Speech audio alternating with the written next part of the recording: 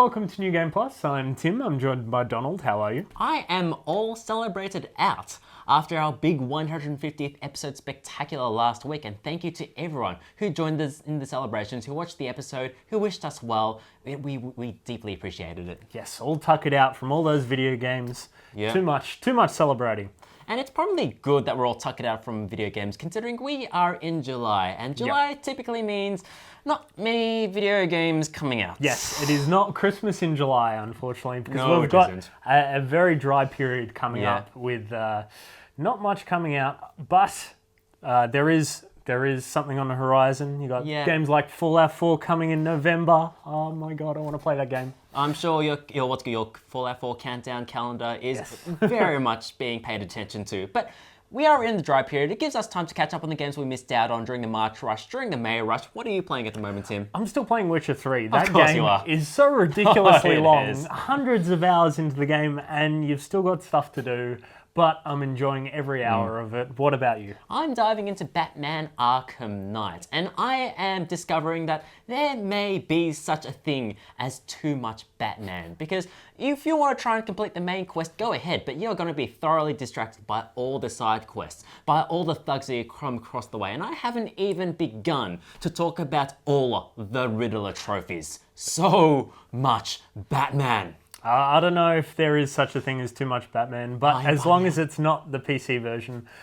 We're still waiting on that getting fixed. I don't know, we'll find out soon. Yes, but this episode we do have some game reviews. We've got J-Stars coming up. Yes, we also take a look at Old Game Plus's 150th episode celebration. We wanted to get in last week, but it was just so action-packed we had to squeeze it in this week. Yes, but first up, Massive Chalice.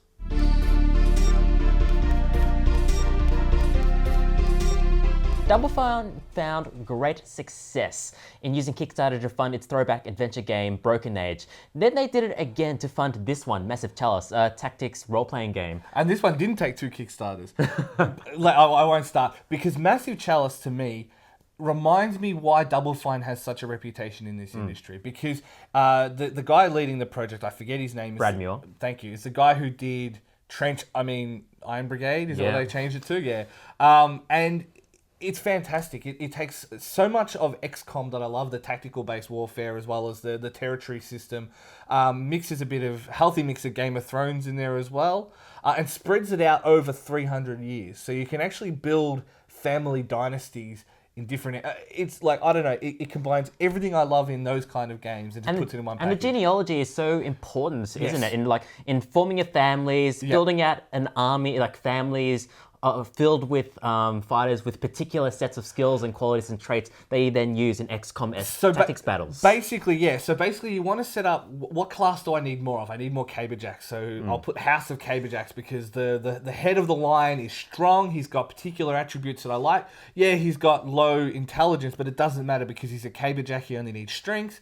And then I'll mix him with this particular person who has all these other skills that get rid of his negative qualities.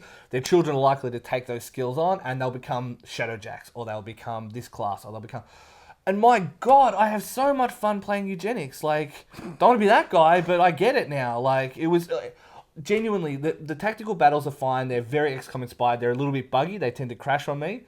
But I found no problem with that, so it might just be a mixed experience with that one. I always find bugs, you know this, Don. And I just genuinely enjoyed this game so much more than I thought I would. Between this and between Fallout Shelter, I've basically got a new XCOM. It's fantastic.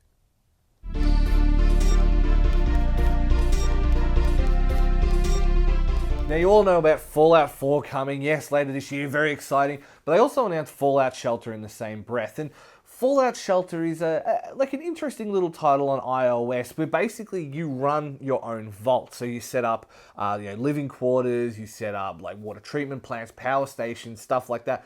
But it expands on from there. So you also add on things like med bays, all of the things you need to run your little vault in the ground. And it's very similar to what you would say, I guess, XCOM's building management. Where are you going to put the buildings? You have to dig out a hole to do it. You have to put an elevator to access it. So there's the very simple kind of laying it out. The more you lay out the same rooms together, the more power they get, stuff like that. So on a very simple level, you have that real basic, where do I put this to maximize how many people are going to use it, to maximize what level it is, stuff like that. But on the other side of it, you've got to manage things like morale, you've got to manage the different people's skills, stuff like that. And you've also got to manage like their ability to breed, because that's the way that you're going to keep new Vault Dwellers coming. There will be people coming in from the outside fairly regularly, and regularly enough that you'll have some fresh blood coming through. But realistically, the old-fashioned way is still the best way, and you put 2 people in the living quarters and they make a little baby, and you get more dwellers. But the game obviously has some problems. Number one, there is a little bit of a pay-to-win element, but I mean, define win. Yeah, I think people underestimate the fact that you're allowed to start multiple vaults. So if one doesn't succeed, let it die. Start a new one. You know what you did wrong the time before, but the drops are random. So you get lunch boxes which add items. They add new dwellers. They add all these different elements, and you can buy them or you can use achievements to do it. So it's a little bit lame on that front. However, for a tapping game, there's actually a little bit of strategy to it. There's a little bit of elements of intrigue, and I don't know, if you're a management freak, you're probably going to get a lot out of it.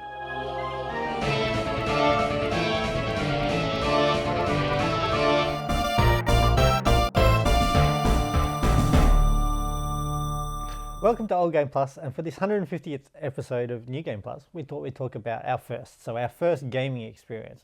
And both of us, our first gaming experience was on a Commodore system. Yes, and like many good gaming stories, this one starts with Nazis. Yes. The Commodore was started by a man called Jack Tramiel. He was a Polish Jew. He was forced to work in German factories during the war, spent a bit of time at Auschwitz, and after the war went to America and started an office supplies company specialising in calculators, until one day his chief designer came to him and said, the future is in computers, not in calculators. And so that started Commodore at the time down a path that led to... Well, it led to the VIC-20, which was my first computer system, first gaming system.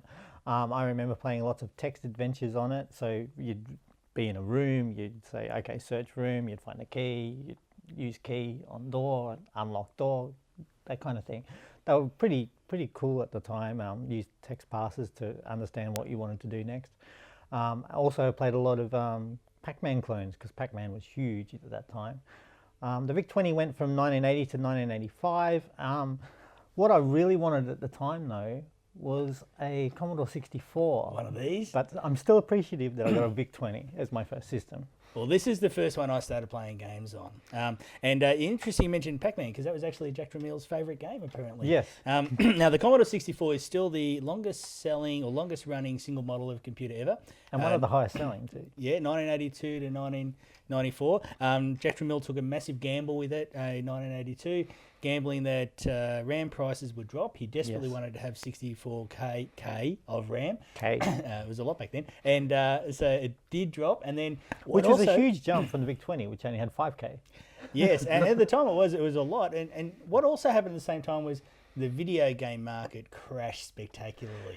And the computer industry survived through that, which is spectacular in itself, because they were selling 400,000 of these, or making 500,000 of these during the video game crash. Per month. And the genius was that even though everybody used these to play games, they were being sold to everybody as computers. So parents were buying these as computers, and everyone played games. Now, some of the games, they did have great games, great arcade ports, things like Arkanoid, Ghosts and Goblins. It even had Donkey Kong on there. Yep.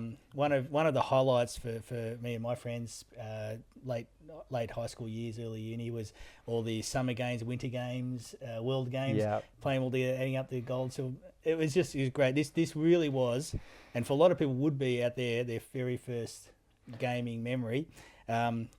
Thanks basically to the good old Nazis that started it all. This is a great computer.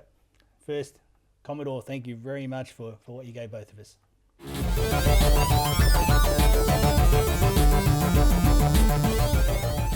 Now for Steaming Pile of Shame this week, I'm actually having a look at something that makes PC gaming really good, and that is mods, because I'm having a look at Portal Stories Mel. Now this is a free download if you do have Portal 2. You don't need it installed, but you can download it itself. And it's made by a team that have really enjoyed Valve games in the past, as you can see with Certainly it being based on Portal, there's lots of nods to Half-Life in it as well, but it is a standalone game featuring a new character called Mel, and it's all written and voiced by the dev team, so it's fantastic. It's a standalone experience that rivals Portal to itself because it's around 6 to 10 hours, depending on how long you take on each of the puzzles, but it's just really well laid out in the way it approaches. Like, you start off in the train, and it really sets the universe up, and it doesn't break anything that Valve put in place. It is, to an extent, fan fiction, but it fits really well. The puzzles themselves can be a little hard at times. They don't seem to be as well designed or thought out as the ones in the proper Valve game, but it's certainly very challenging, and some of the ways they approach solutions to the problems, it's very gratifying to come back to the game after a few hours or the next day and realize the solution to the puzzle was just as simple as that, and that is one of the best feelings that you can get out of a puzzle game. Now, for a mod, it's extremely well produced. The world itself, everything they built inside the game looks fantastic, plays fantastic, and has a lot of humor to it as well. So I think this is one of the finest examples of a mod of a game that really complements the original game, as well as adding that little bit extra. So if you miss out on your Portal, this is a great way to get back into it.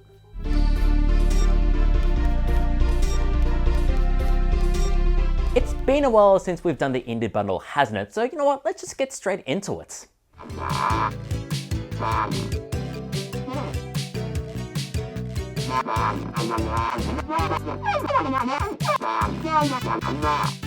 First up, we have Not a Hero from Ollie developers Roll7.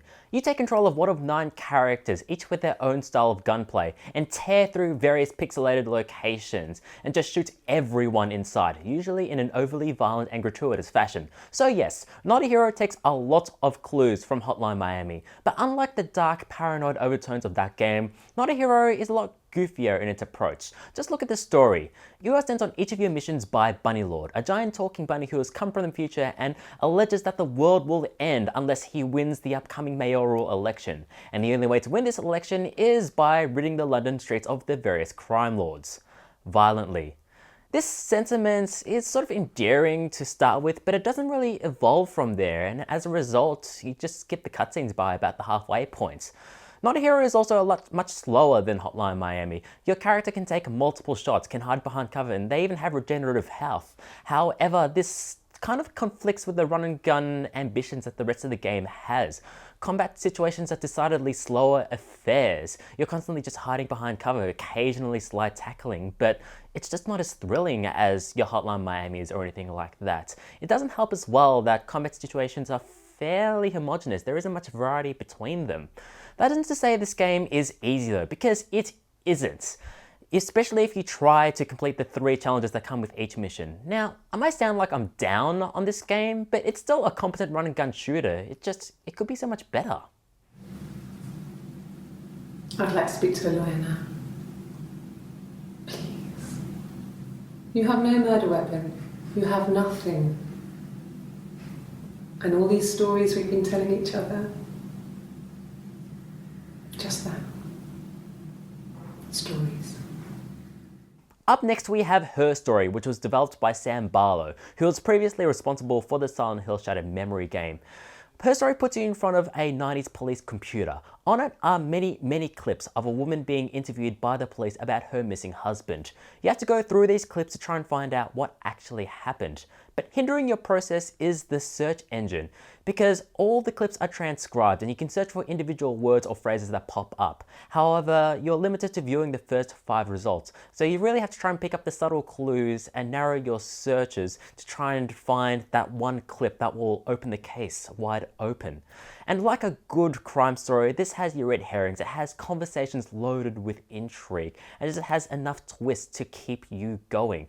All credit here has to go to the writing. All credit also has to go to the actress, Viva Seifried, who puts in a compelling and nuanced performance. Even if you figure out the core mystery, you just want to find out about this woman. Her story is a quietly affecting game. It has a high premise, but ultimately it just sticks the landing. The intriguing crime mystery and the unique storytelling approach combined together to really leave its mark. And I reckon I will still remember this game come the end of the year, at least.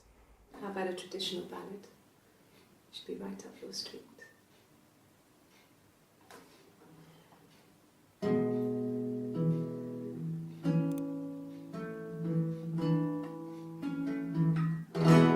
And that does it for the Indie Bundle. Tune in next time when we'll dive once again into the wonderful world of indie games.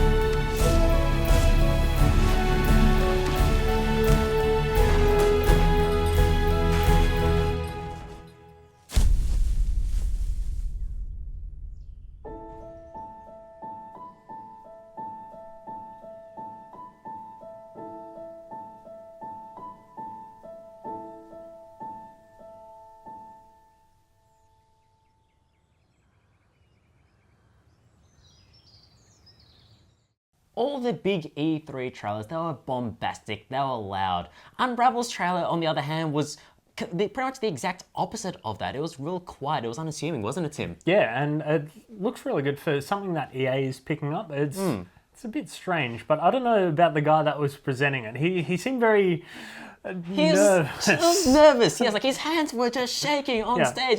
He was holding that little Yanni figurine, but he was sincere. He was genuine. He was putting all of his heart into that presentation, very much like the game itself. Yes, getting a dev like that who's very passionate about the game and really feels that the game.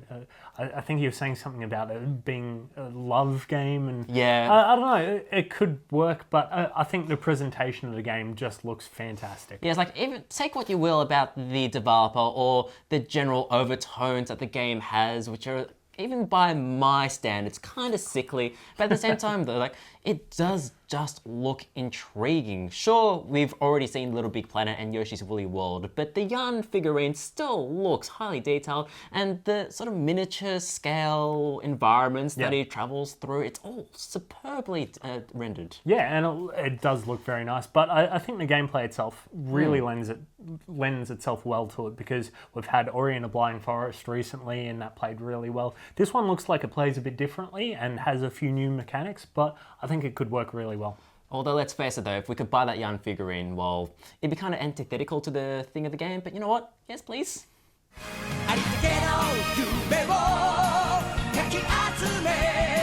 So, like it or not, Shonen Jump is the source of pretty much most of the anime and manga that the West knows. So it's the iconic stuff. All the iconic stuff, Dragon Ball, Bleach, Naruto, One Piece, all that sort of thing. So anytime games based on them come out, they create a buzz. But particularly when it's a game that crosses all of them together. And even more than that is when they actually come out in English officially. So no more Japanese imports for us. When we actually get a Western release, we actually get pretty hyped for a game. And is this the game to get hyped for, though? No, I don't think so. There's too many things wrong with this game, I feel like. Coming from someone who's played the previous how do you call them? The series. J-Star games. J-Star series games from the DS. it's just a disappointment. Yeah, exactly. Whilst they were sort of fun brawler games, this has tried to bring it into the 3D world. And whilst it's done a competent job of making the characters actually look three-dimensional, so it looks as good as any of the other games that are in 3D, it loses a lot of the charm and cartooniness in the process. Like, there's not a lot of exciting animation occurring here. And the actual fighting itself ultimately devolves into mash, mash, mash, super. Yeah. And if someone's blocking, then they can literally go straight into their combo, and whoever blocks first wins. Yes. And whoever, does an armor break, he probably loses anyway because armor breaks are too slow. So and then there's no they point. Get a super and blah, blah, blah. So as a game, it's kind of flawed. Then on top of that, there's a pretty big grind wall. Like, if you're walking into this wanting to play as all your favorite characters, then you're immediately going to have to go into story mode or two-player mode and grind it out, and that's a big drain, and it's a real. Even like the grind is just like so slow. Like, you have to grind money to buy the characters, but also you have to grind experience to get slots to actually be able to buy the characters. And so it's double grind, and it just doesn't. Yeah, especially for characters. If it was unlockables and music, maybe it would have made sense. It's got a story mode. There is a lot of value to that. The story mode is stupid, but it is what it is, and it's sort of fun. But at the end of the day, like, it will break down to, hey, let's play some multiplayer. Oh yeah, that was kind of fun. Let's go play a real game. Then if you want to go into the multiplayer, the PS4 version actually works well because there's no frame dropping, but like the other versions, Vita and PS3 don't even. Then if you actually go split screen, literally you get like, 10% of the screen that actually has the game. The rest is just this terrible UI. It's not fun. So as a game, like, it's nice that we're getting it. It's amazing that we're getting it actually, but it has been pretty disappointing overall, only for the fans. Now, I can't exactly say that I'm an expert on J-Stars, and, well, I noticed one of the names, Dragon Ball Z. Everyone grew up on Dragon Ball Z, but Naruto, Bleach, all these other animes, I suppose it's the sort of game that you'll play if you watch the series. Yes, and it seems that, like, if you are a fan of these, you are willing to overlook the sort of threadbare elements that the gameplay carries with it. Yeah. Because I think you were saying, like, just between takes, that you kind of just want this to be Power Stone, don't you? Yeah, I mean, the world could use more Power Stone, let's be honest. Hearthstone could be more like Power Stone, thank you. Yes, it could. But in the end, I think people look at this game and think, oh, well, they could be playing Smash. Yeah. Why aren't they playing Smash Brothers? And unless you're really invested in these universes, I don't know, you could be playing Smash. Although, if you are if you're at least like glancing at Naruto, at your Dragon Balls, you're probably fairly interested in them. So, Yeah, that's true. Yeah, tell us what you think of the games, because you probably already have it. Yes. But that's it for this week. We've got lots of video games to catch up on in the coming weeks. We'll continue eroding your steaming pile of shame. Yes, slowly digging into all those big Steam sales. Although, something I do want to mention with Steam sales, I think we're getting to the point where we look at Steam sales like, oh, we already have all these games.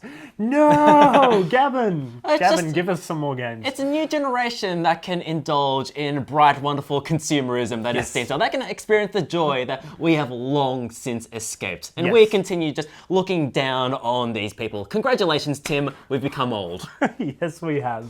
But that's it for this week, so visit our website, www.newgameplus.tv. Like us on Facebook, facebook.com/NewGamePlusTV. Follow our Twitter and Instagram at NewGamePlusTV. And follow us on Twitch and YouTube. We are New Game Plus TV. Thank you, Donald. Thank you, Tim. We'll see you guys next week.